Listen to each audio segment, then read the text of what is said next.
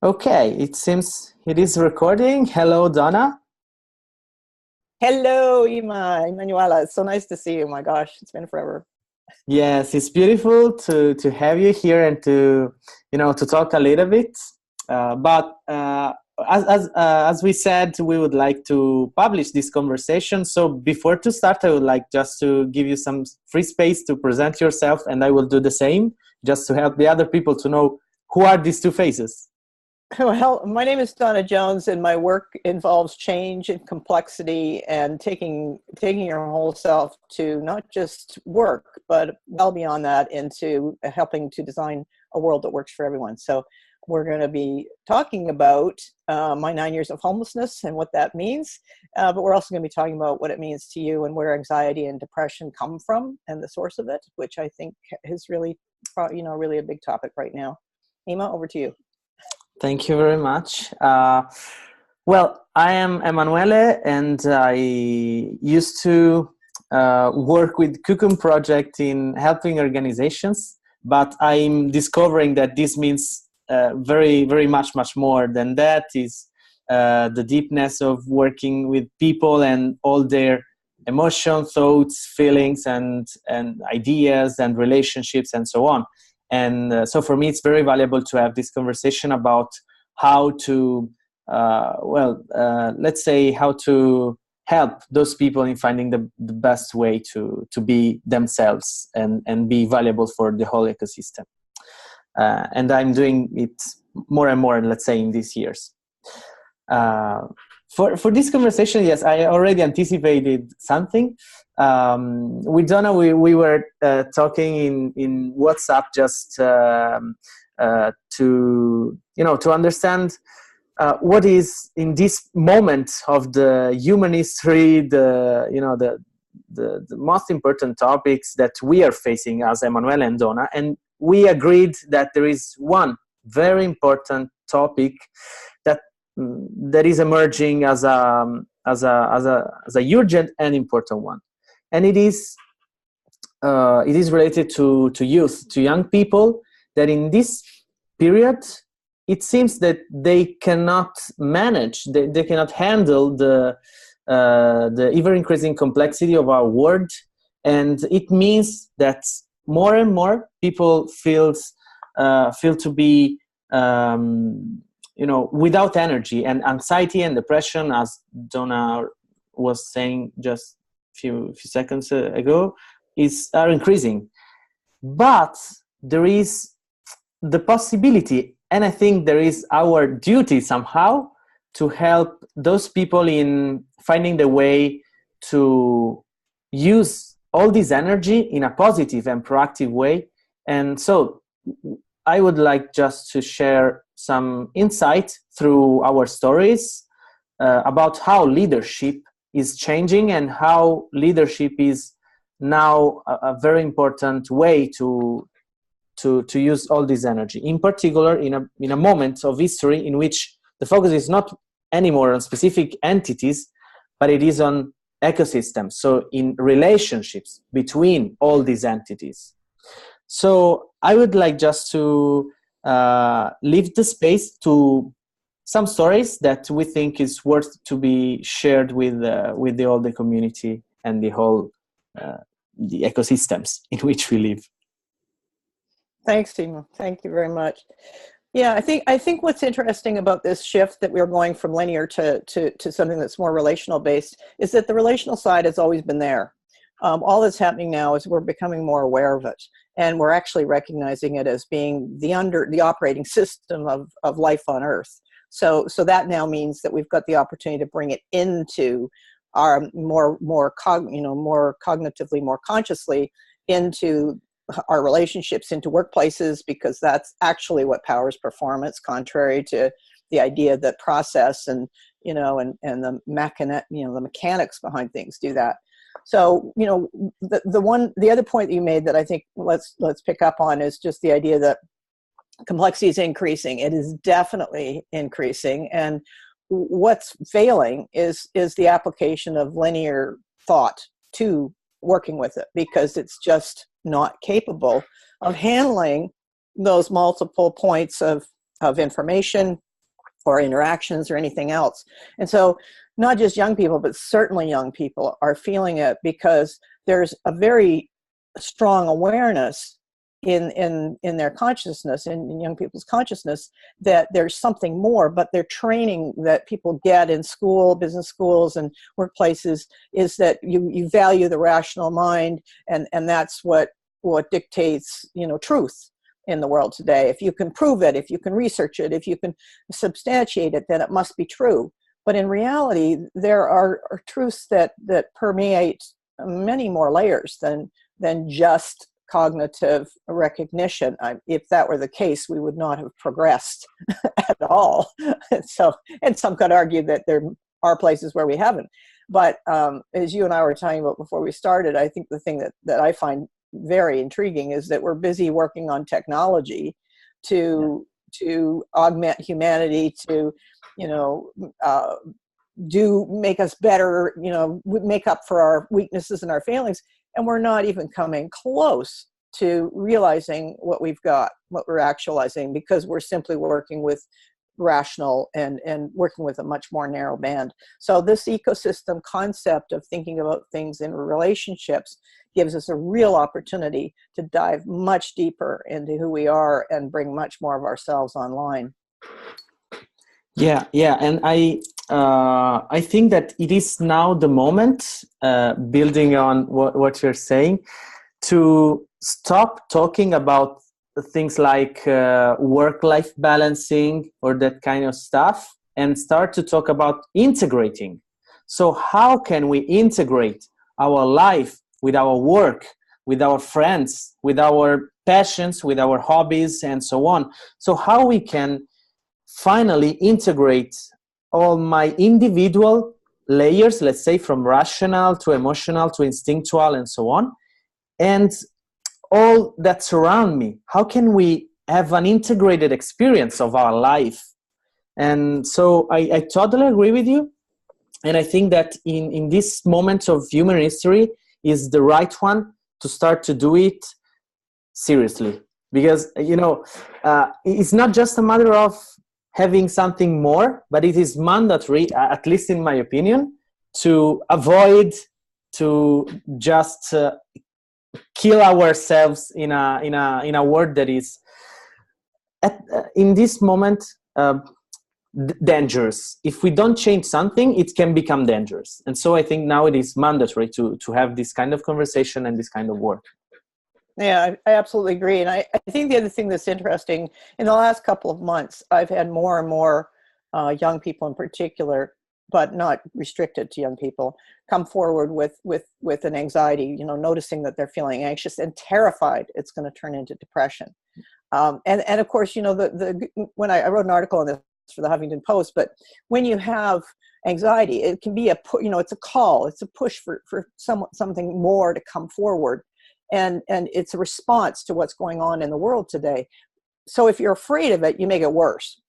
But if you understand it's a signal, just a call, just a phone call away that sort of says, hey, let's work with this more intentionally, and understand that there's much more skills available to me to work with this, because that's how the integration takes place. It can't be done within a really small, narrow view of reality. It has to be done within the context of a wider view of reality, and that's a systems view of reality, if you will. And that's where anxiety just says, hey, we need you to pay attention to these things. We need you to see things in a bigger way, and that's where sense making starts to happen. Catch being that when you're working with this kind of stuff, you run into uncertainty, because the logic behind linear thinking is like stuff we were trained with in my facilitation work years ago. Input plus process equals output.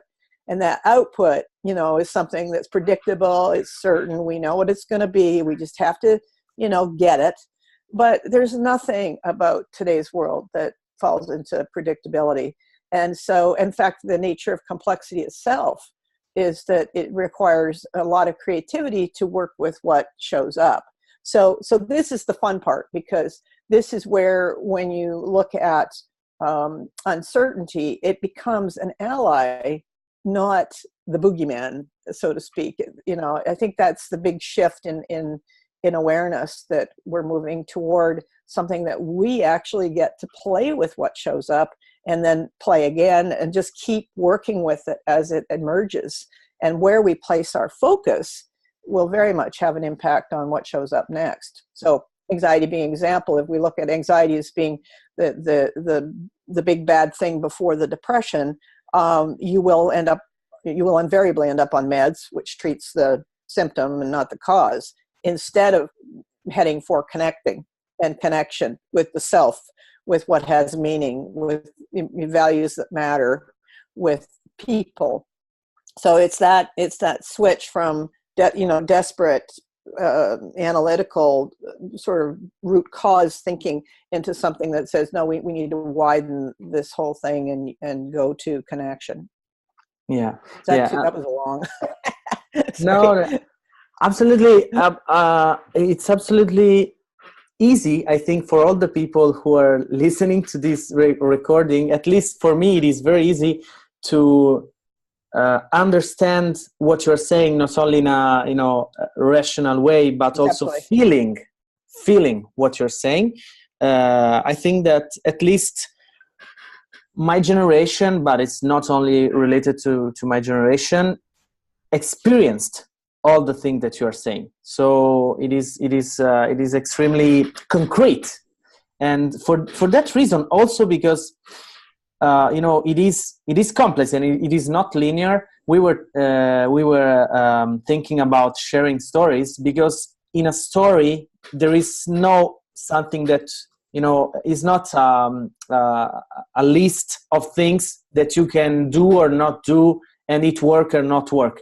A story is complex by definition, and that's why we were thinking about sharing some stories instead of telling you what is the right or wrong thing to do. And because it is, at the end of the day, it's a personal journey, but we can do something that help us in finding at least our horizon and follow that. Then it's about navigating, and navigating, we have to work with the wind and with the sea and with the other people in the boat, but still our horizon is clear, and that's an important thing. So if you'd like to help us in sharing something that maybe people can listen and can help them in participating in our stories, would be fantastic for me. All right, there we go. I mentioned that I'd spent 9 years homeless. And of course, what's interesting about that is that was not my plan. There was no heading, I can hardly wait to be homeless. That was not the idea. The idea was I'm a single parent, so the idea was to get the daughter through high school, through life actually. But it was to do all the things that society basically says you've got to do. You have to be successful financially, you have to be successful in whatever the list is, that list you referred to earlier. And then all of a sudden there's a call, like a wake-up call. So mine came in 2003 or so, when I was facilitating an organizational change initiative, and there was big ambitions about what this change would do. And it's hard to describe because I can only describe it in sensory terms, but you could literally feel this group whirl back. And so the best they were going to get out of it was incremental change. And at the time I thought, whoa, if that's the best we can do is incremental change, we are not going to adapt fast enough as a species, because I could see what was going on behind the scenes. So I thought it was logical to do something about that, and jumped in and, did all the research into everything that was fascinating, and then brought it together into a program that I called Radical Retention. And it was about tackling the underlying beliefs in business cultures so that they don't run the decision-making show. And that was about 2008. We started to try to put that forward, and got absolutely, actually not just no response, got pushback, because the idea was, well, no, all the answers we need are outside of us. They're in our process.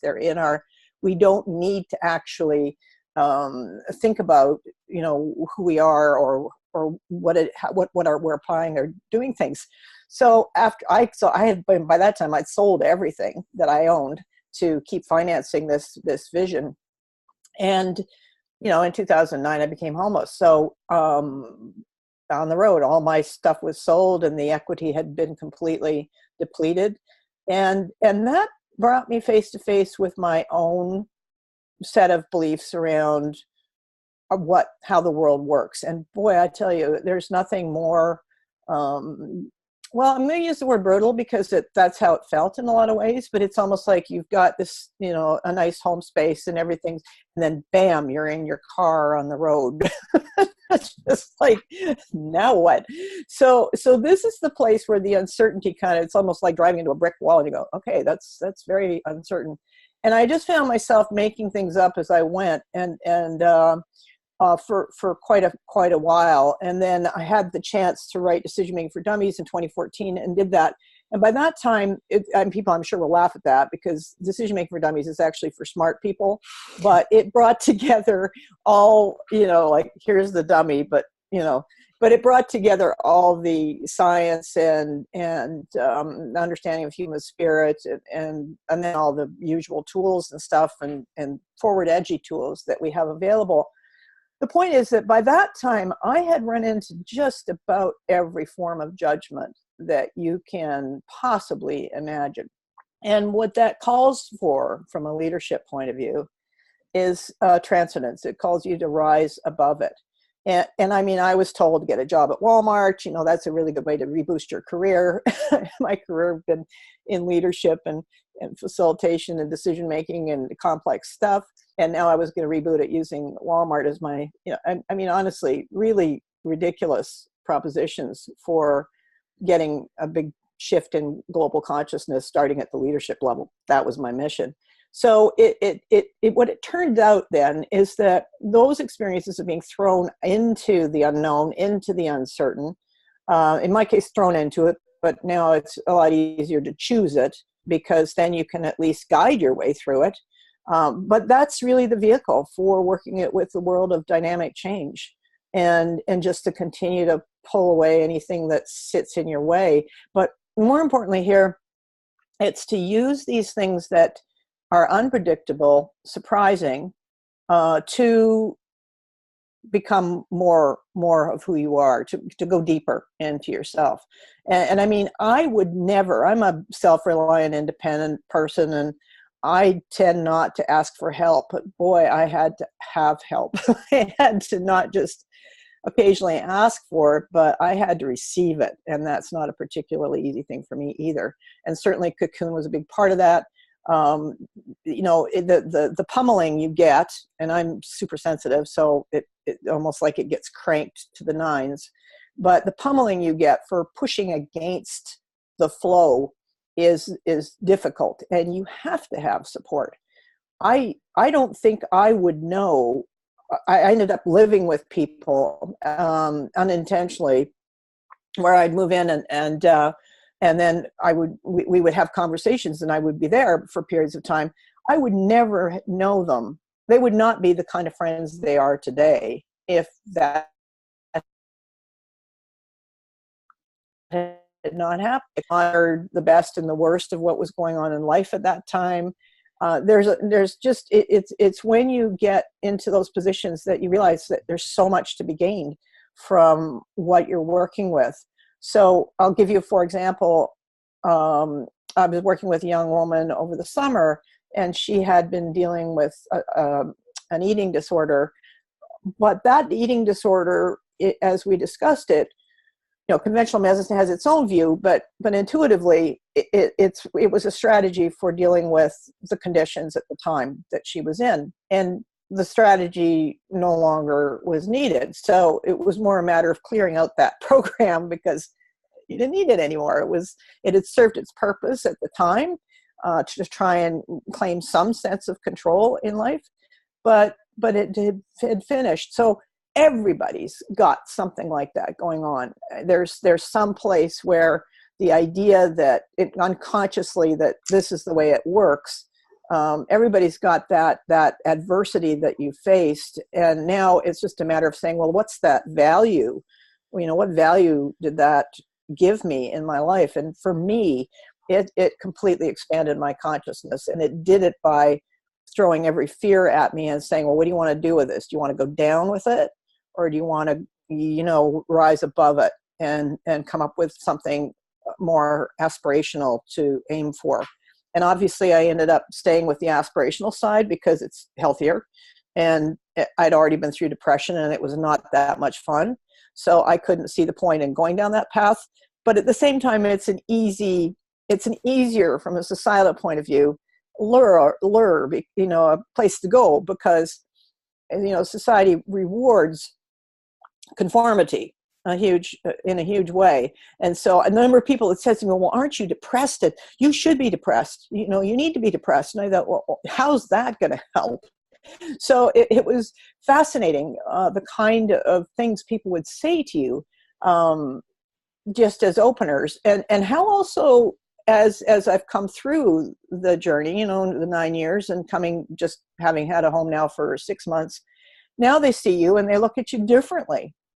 And it's fascinating what happens. So I think the call that we've got in front of us now, young, old, the older generations have definitely got more hardwired programming to overcome.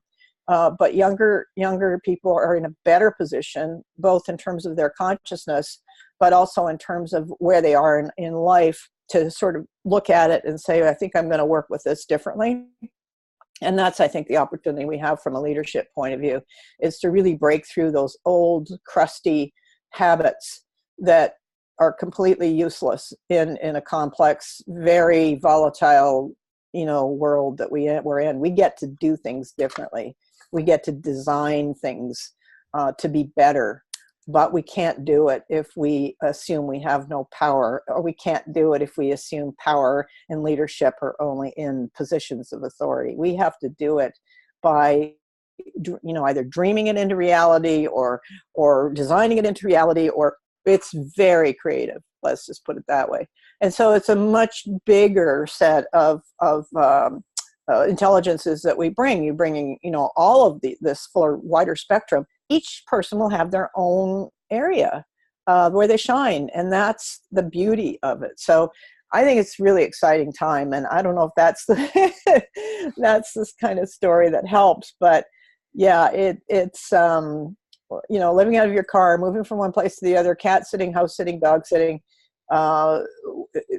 it has been a real gift in I can't say how many ways. And yes, there were times when I just go, like, I'd be, invited over to Europe to work with Cocoon, and I would just make the leap, and I'd get on the plane and I'd have $60 to my name, and I'd land, and things would work out. Somehow it always worked out. And that trust that got broken somewhere along the line eventually started to strengthen again. And I thought, okay, well, I'm still standing and, doing very well. So that's it. It's self-care, but it's combined with community and connection, and us caring and sharing similar goals, and being willing to just love one another for flaws, for not being perfect, for, thank God, but also for just, being in the moment and being present with what we're dealing with in the world today. So I think it's very exciting. That's a long story. I hope that helps, though. Yeah, I think that the only thing that I can say in this exact moment is thank you. I feel honored to have listened to your story, and just listening to it helped me. And if I have the time to digest all the things that you share with us, it will help even more. So really, thank you very much for sharing this story. I think that it is quite evident your strength in all this, but also the strength that came from the ecosystem around. And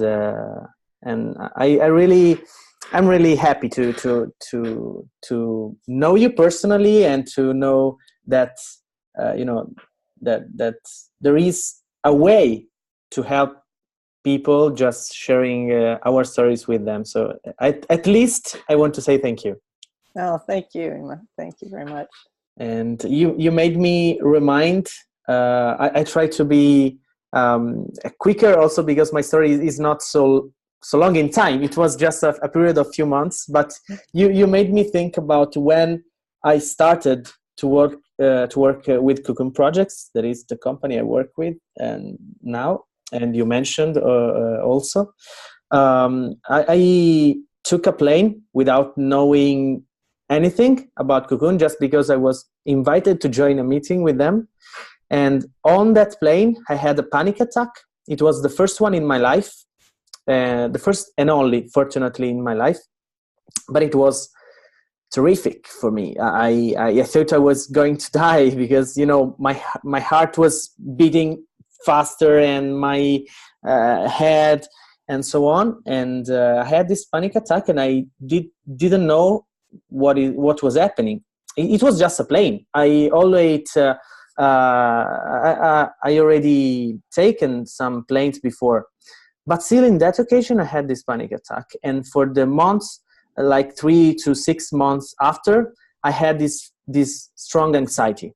As you said, is as a common feeling. That's why I said that at least I can understand, not only rationally, but I can recognize it, because I had, like, for 6 months this sense of anxiety. And it was a period in which I had what socially could be said as a rich life, not in terms of money, but I was very good result at university. I was studying at university. I had a public program that has a national resonance with, I was sort of famous in my field, and everything. I was really a person that people look at like a successful one.